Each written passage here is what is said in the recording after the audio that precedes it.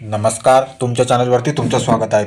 बघा, आज आपण बघणार आहोत की आता नवीन नियम लागलेले आहेत सिक्युरिटीनी नियम. या नियमानुसार एकदम कडकपणे फॉर्म हे चेक केले जात आहेत. कुठे गैरव्यवहार होत आहेत का, कुठे गैरप्रकार होत आहेत का. तर त्याची मुख्य कारणे आहेत बघा. फोटो, दुसरा रहिवासी, तिसरा मोबाईल नंबर आणि चौथा आहे टी-सी. तर बघा, डिस्ट्रिक्ट लेव्हलला तुमचा फॉर्म हा अप्रूव्हड झालेला आहे, म्हणजे तो डिस्ट्रिक्ट लेव्हलला योग्य आहेत. पण व्हिलेज लेव्हलला तो पेंडिंगमध्ये दावत आहेत.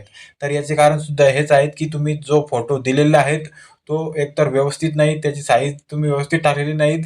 दुसरं म्हणजे तुम्ही रहिवासी टाकलेले नाहीत किंवा टाकलेले आहेत त्याच्यामध्ये काहीतरी त्रुटी आहेत. तिसरं म्हणजे तुम्ही मोबाईल नंबरच टाकलेले नाहीत, हेही कारण असू शकतं. आणि चौथं म्हणजे बऱ्याच लाडक्या बहिणींनी टी-सी न टाकता फॉर्म भरलेला आहेत. त्या काहींना पहिला हप्ता सुद्धा आलेला आहे, पण आता तिसऱ्या हप्त्यासाठी पेंडिंगमध्ये पडलेला आहेत. बघा, एकूण 15 लाखापेक्षा जास्त अर्ज हे पेंडिंगमध्ये पडलेले आहेत किंवा आपण त्याला तात्पुरते रिजेक्ट सुद्धा म्हणू शकतो.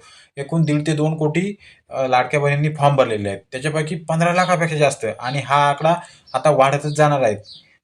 फार फॉर्म हे पेंडिंगमध्ये पडत आहेत. तर ते पेंडिंगमध्ये पडण्याचे हेच कारणे आहेत की डिस्ट्रिक्ट लेव्हलला अप्रूव्हड आहेत, व्हिलेज लेव्हलला पेंडिंगमध्ये पडलेले आहेत.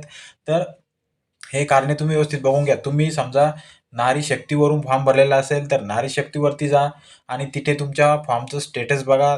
तुमच्या स्टेटसमध्ये काय त्रुटी दावत आहेत, नेमकं कोणतं पत्राची त्रुटी दावत आहेत, फोटोची त्रुटी आहेत किंवा रहिवासीची त्रुटी दावत आहेत किंवा मोबाईल नंबर तुम्ही चुकीचा टाकलेला आहे किंवा टाकलेलाच नाहीत, किंवा तुम्ही टी-सी जी टाकलेली आहे त्याच्यावरती जन्मतारीख आणि तुमच्या आधारवरती जन्मतारीख ही एकच आहेत की नाहीत, टी-सीवरचे नाव आणि आधारवरचे नाव हे एकच आहेत की नाहीत, किंवा तुमचे आधार कार्ड हे तुमच्या बँक खात्याशी लिंक आहेत की नाहीत हे सुद्धा बघा.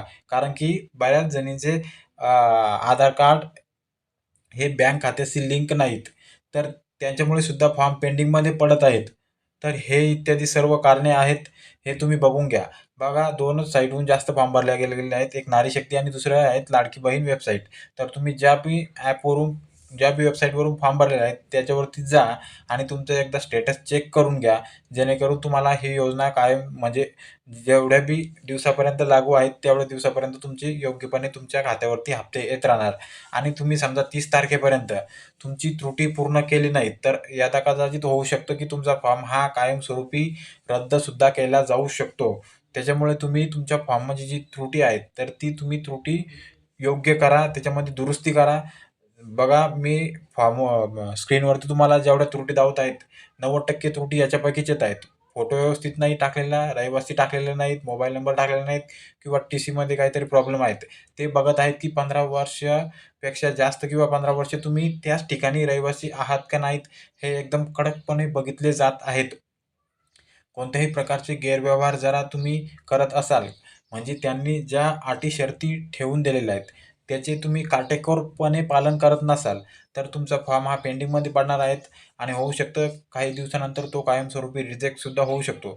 त्याच्यामुळे तुम्हाला सांगतो मी, नारी शक्तीवरती जा किंवा तुम्ही लाडकी बहीण या वेबसाईटवरून फॉर्म भरलेला असेल तिथे जा आणि तुमच्या फॉर्मचं स्टेटस बघा.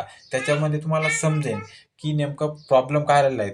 तुम्ही कोणत्या डॉक्युमेंट संदर्भात रिजेक्ट होत आहात किंवा तुमचं पेंडिंगमध्ये पडलेलं आहे हे तुम्हाला कळेल. आणि चॅनलवरती पहिल्याच वेळा आला असाल तर चॅनलला सबस्क्राईब करून घ्या. लाईक नक्की करा मित्रांनो.